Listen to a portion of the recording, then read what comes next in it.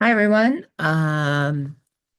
I think what I'll do again, I haven't done one of these in a while, is go through your questions on the last bit of quantum physics and nuclear physics, trying to get maybe some of the more qualitative answers that you need, and post some more quantitative examples if possible.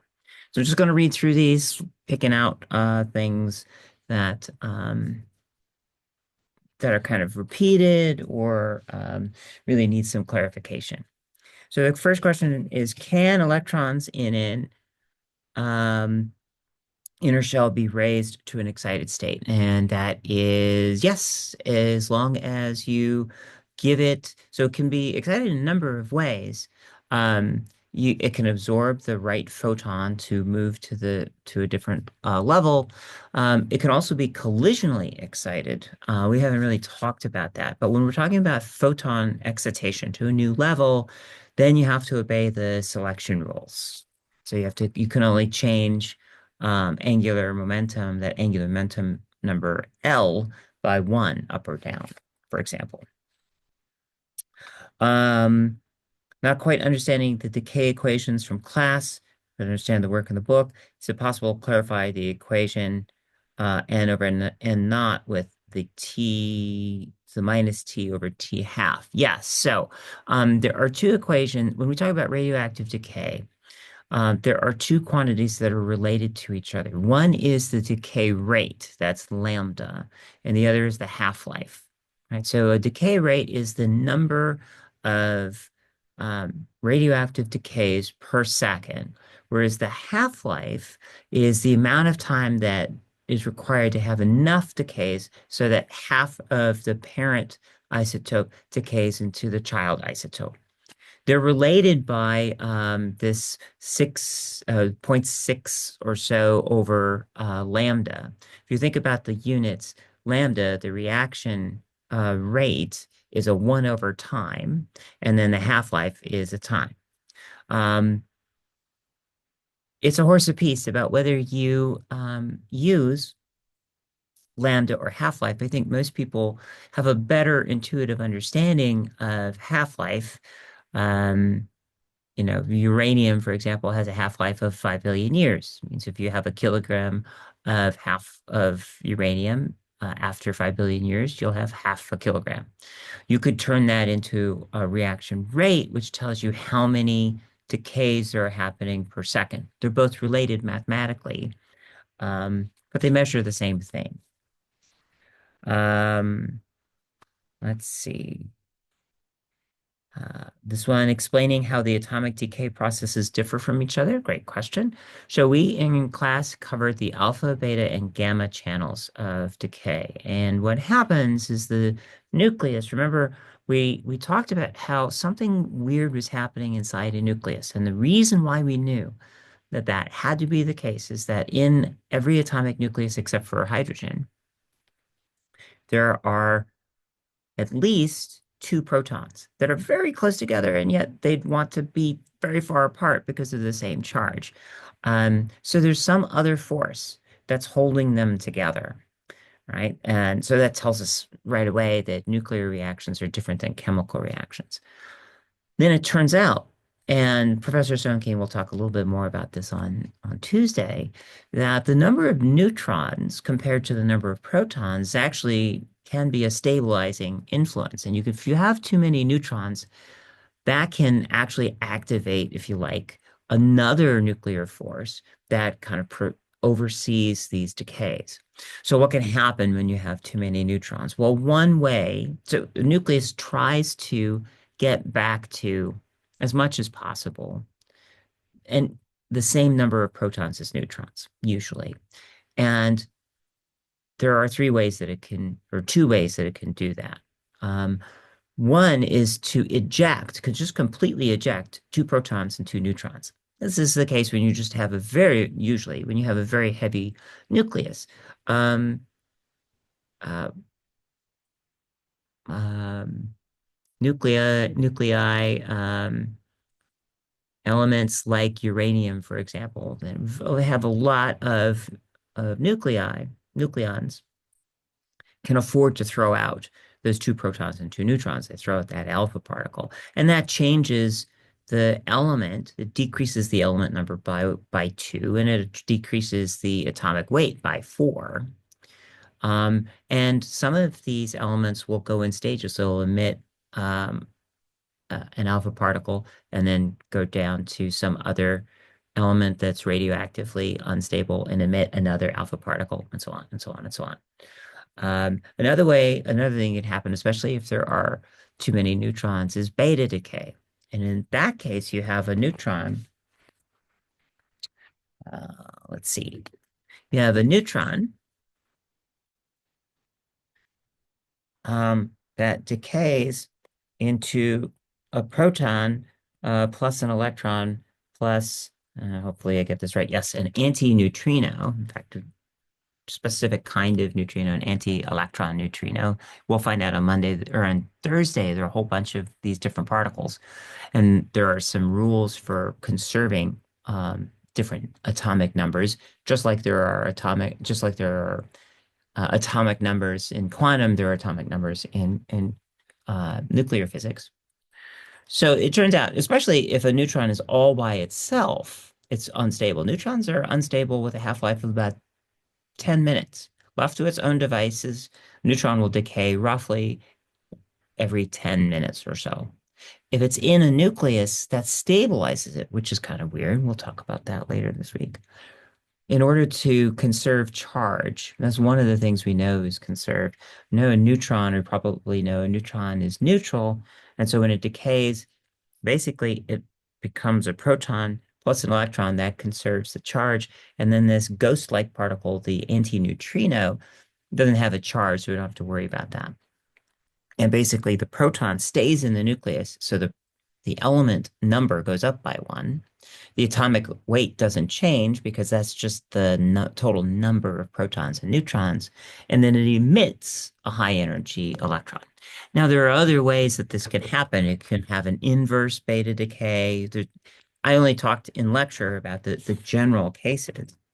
And then finally, and this doesn't change the element at all, but if a nucleus is in an excited state, so a nucleus can get excited for a number of reasons. It can absorb a high energy photon, and instead of splitting apart or doing anything, dramatic, it can just go to a higher energy state, just like an electron can go to a higher energy state. And just like an electron in a high energy state is not stable, it will, after a short amount of time, fall back and emit a photon. In the case of nuclear transitions, those photons are on the order of mega electron volts, and we'll get to that in just a second. Whereas atomic transitions are on the order of electron volts. So these are small amounts of energy. Okay, so let's move on. But even though they're small, there are a lot of these going on, a lot of these reactions going on. So I'm looking up something while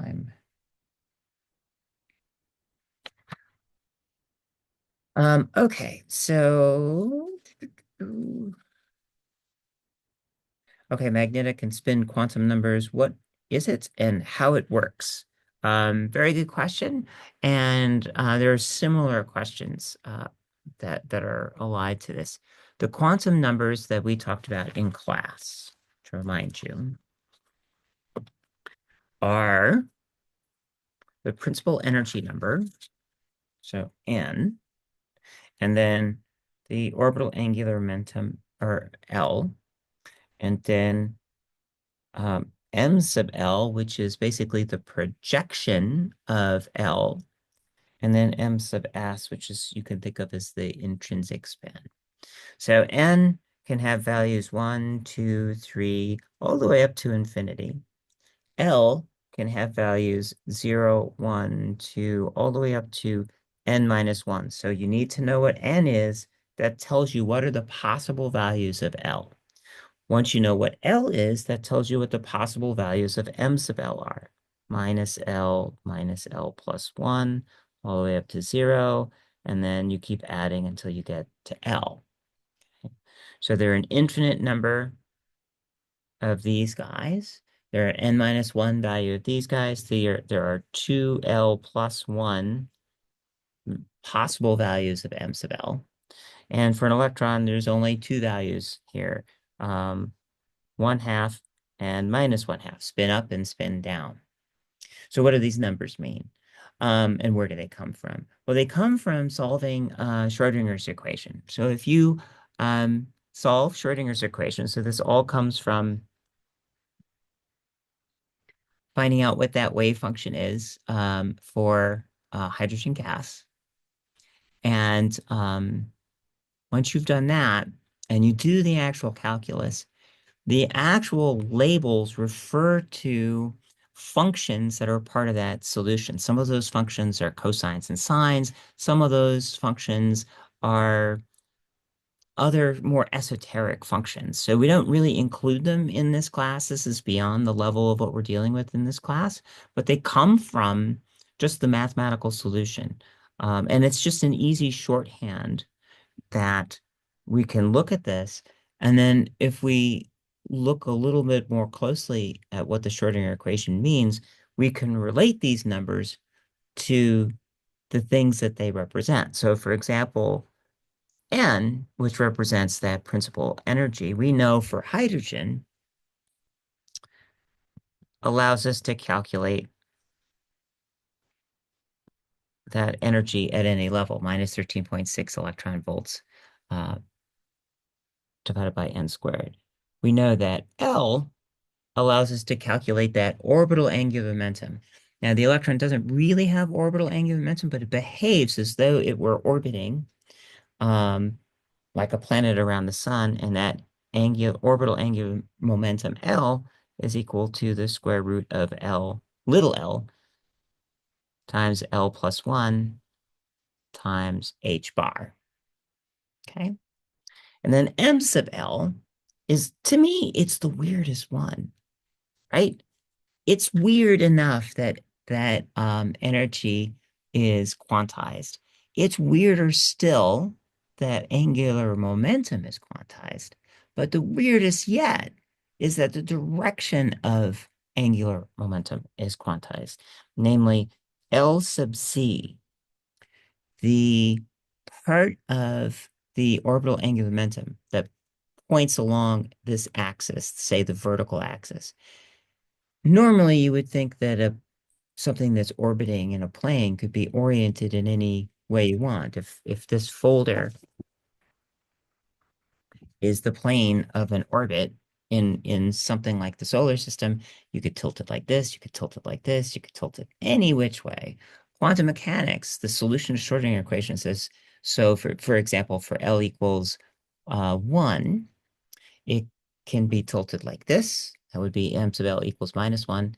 This L equals 0, and this m sub L equals minus 1. And that's it.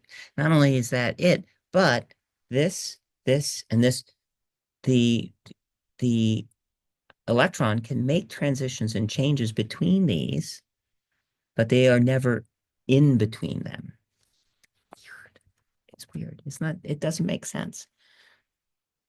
Not classical intuitive sense. And this is equal to m sub L times h bar. Remember that h bar is a unit of angular momentum.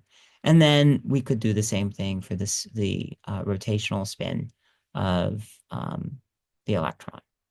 So these numbers come from solving Schrodinger's equations, and then we can use them to find interesting things about those electrons. But because of the way we've set up the class, because of the level of the class, we haven't derived them. If you want to derive them, take my modern physics class in the spring. Okay, maybe not. Okay, moving on. We'd like to know how tunneling works, quantum tunneling works. Well, I would love to too. It's a very non-intuitive thing. Best thing that I can tell you about that is that it is something that is basically one thing about quantum mechanics is that anything that is possible, can happen, right? It may not be likely, but it can happen.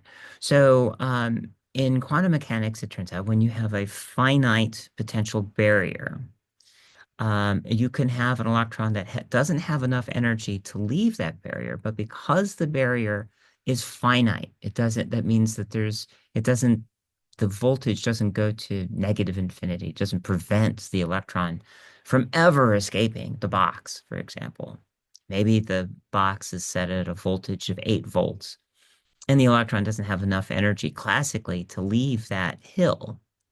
Quantum mechanically, there's a small chance because of the continuity, the continuous smooth nature of that probability density wave, that when you observe that electron, you'll find it suddenly outside the box.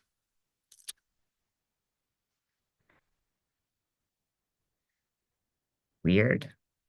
I would like some clarification on the difference in equation mathematical processes solving fusion and fission questions. So this is related to an example I did in class, and also a bit of the last GPS problem.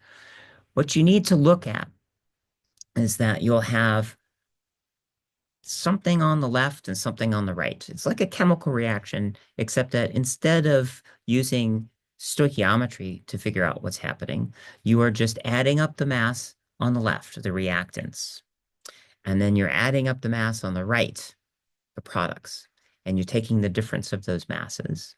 You're expressing that in those unified masses times c squared. So UC squared is a measure of energy in these weird units. And then if you multiply it by 931.5 MeV per UC squared, you can get how many mega electron volts. So it's that the reaction takes place. In the case of fission, you have on the left side, say, two things smacking into each other, producing two or more things on the other side. In the case of fusion, you have two or more things on the left side smacking into each other, producing fewer than two things, right? And so the question is, there's a difference in mass on the right side of that equation, in the reactants, compared to the left side. What happens to that mass? Well, it is converted into energy. What does that energy do? It can do two things. It can move the reactants on the right side off at incredible speeds can give it kinetic energy, or it can bind the reactants into a new nucleus. So an example, say an example of fission would be you have a uranium nucleus and you shoot a high-speed neutron into that. That's the left-hand side. One neutron, one, say, U-238 nucleus. That smacks apart into, remember this now, one strontium nucleus, one xenon nucleus, and 12 neutrons. That's fission. And in order to find out how much energy is released, you take all of the stuff that's on the right, the xenon and the strontium and the 12 neutrons, and you calculate that mass and you compare it to the mass of the neutron plus the U-238 on the other side. And the difference between those is what we call the mass deficit. And that missing mass isn't missing, it's just been converted into energy. Okay. Similarly, if you were to take two protons, smack them together, on the other side, you get a proton and a neutron stuck together. That's what we call a deuterium.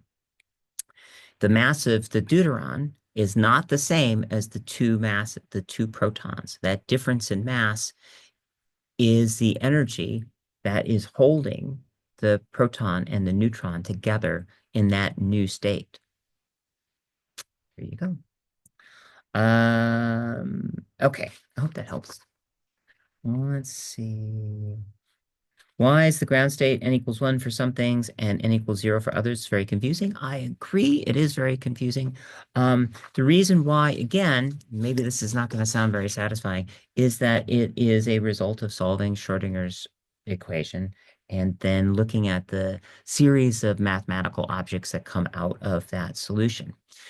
What is more important I think. I mean, it's your question's important. But what is more telling is that the lowest energy level in all of these cases is never zero. That's not a classical result. Classically, you can always have zero be your lowest energy state. You can always reach zero energy. Quantum mechanics is telling you something very different, and it's tied up in the wave nature of the universe. It's tied up in the uncertainty principle. It's tied up in all of these things that we've been talking about. So yeah, so the for the purposes of this class, the only thing that starts with n that starts at ground state with n equals zero is the quantum oscillator. Everything else starts at n equals one. One way you can tell that is what would happen if you put n equals zero in, say, the infinite square well energy. That will give you zero energy. And if you put zero in the Bohr model, you get infinite energy. Right. So that's one way of figuring that out. Confused about the relative amount of energy in an electron volt. Aha, I knew this was in here, as it seems a small compared to a joule, but is talked about as if an MeV is so much energy. You're exactly right. An electron volt and even an mega electron volt is really, really tiny. But so in fact, if I wanted to look this up, um, I did want to do this conversion. So um, an electron volt is something like 10 to the minus 19 joule. Okay, so that's a 10 million trillionths of a joule. Remember Professor Pickett's easy way to remember the energy of a joule. A joule is the energy of a 1 kilogram brick hitting you in the face at 1 meter per second. Put that in perspective. Imagine a 2 pound brick traveling at 2 miles an hour. Bang, right in the face. That's 1 joule of energy. That hurts, right? So an electron volt is 10 million trillionths of that energy. It's very, very tiny, and you'd expect it to be tiny because an electron's a very tiny thing. So then we talk about mega electron volts. Because we're in the nucleus. Well, that's only 1 million times more than that. So that is now 10 trillionths of a joule, a 10 trillionth of a brick smacking you in the face. It's kind of the equivalent of a mayfly flying into your face, right? You wouldn't notice it, right? Now, why do we say that this is a lot? Well, that mega electron volt, we often compare it to the mass of what's producing it. And the energy per mass, the energy content that you get from a nuclear reaction is quite large because even though the energy is small, the mass is really, really tiny. So you get a lot of energy out of that. Whereas the energy that, even though the energy of a brick hitting in your face hurts, the energy content is quite low, right? You need a lot of that brick is pretty big and it's not really delivering a whole lot relative to its mass. The other thing that it will say is that the energy in MeV for a nuclear reaction may be small, but there are 10 to the, as you saw in the GPS, there was something like 10 to the 19 interactions in that reactor in order to bring water from room temperature to a boil. You just have a lot of them. So if a reaction produces a mega electron volt, which is only 10 to the minus 13 joules, but then you have 10 to the 19 of those reactions, well, that's 1 million joules. Now, that's 1 million bricks hitting you in the face. Ouch. I hope that helps. And some of that is my fault for like getting really excited about big numbers, and astronomers kind of are funny about that. So what else we have here? We have someone who says no points needed clarification. Yay. Um, Okay, last GPS problem was a little tricky for me to understand in the assess section. Math made sense, but it was consistent with the example in magnitude, so I was a little confused. Okay, so I think what you're talking about here again is you look at that fusion process that gives you a number, or it was a fission process that gives you a number in MEV. And then and so it was a few MeV, which you would expect for a nuclear process. Um, then you had to convert that to joules because you were going to use that to heat water, and you're using the specific heat of water, 4184, right? And then the amount of water. So you're kind of doing multiple unit conversions. And so, yeah, I can appreciate that that would be a little tricky. Some of this takes practice. Here's a good question. Why can't carbon dating be used to date dinosaur bones? Fantastic question. The reason why you can't use carbon dating, carbon-14 dating, to date carbon or dinosaur bones is because the half-life for carbon-14 is so very short, right? It's on the order of thousands of years. And so the youngest dinosaur fossil that you could ever find is about 66 million years or so, about the age, the time of the KT event that wiped out the dinosaurs. If you had a sample, even if it was a large sample of carbon-14, and you let it sit there for 66 million years, it would decay to nothing. You wouldn't detect it. So we use carbon-14 for only recent samples. Often we're using it archaeologically rather than paleontologically. Now you may well ask, how then do we date dinosaur bones? I'm glad you asked that. One of the ways that we date dinosaur bones is that we find dinosaur bones in geographic strata. And we can use radioactive isotopes in the strata in which the dinosaur bones are found to date the rock layers that you find, say, a dinosaur tooth. Dinosaur tooth is deposited in that layer. It's the same age as that rock layer. That tells you that the dinosaur is 150 million years old or 66 million years old or so on. So carbon dating, while is probably the most famous of all of the radiometric isotope dating that you hear about in everyday life, has very limited use. And as I mentioned in class, it has even more limited use thanks to above ground nuclear testing. Because of above ground nuclear testing, anything that is younger than 1950 cannot be yet reliably dated with carbon-14 because we have just contaminated the surface of the Earth so much from above ground nuclear testing. Way to go. Let's see what else we have here. Infinite square well, uses of quantum mechanics, find it quite puzzling. Um, you're not alone. Infinite square well, and there's another one right after this. What is an infinite square well? Infinite square well and harmonic oscillator. So the infinite square well is a one-dimensional version of a box from which you cannot escape. So right now, imagine this room that I'm sitting in has a lock on that door and the windows are made of lead. There's no way I'm getting out of this room, right? That's an infinite square well for me. And classically, I just can't get out of this room. Now, we can do the same thing with an electron. How? Well, we could make a cube in which we set the voltage all around the cube. First, we put the electron in the cube. Forget how we do that. Just pretend we know how to do that.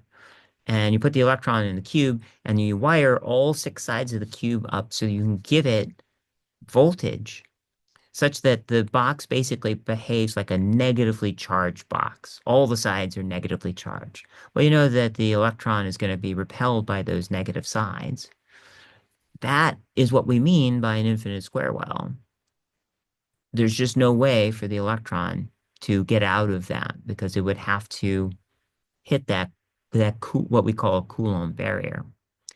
Once we've established that, and that is essentially the setup of the problem, we can use that as the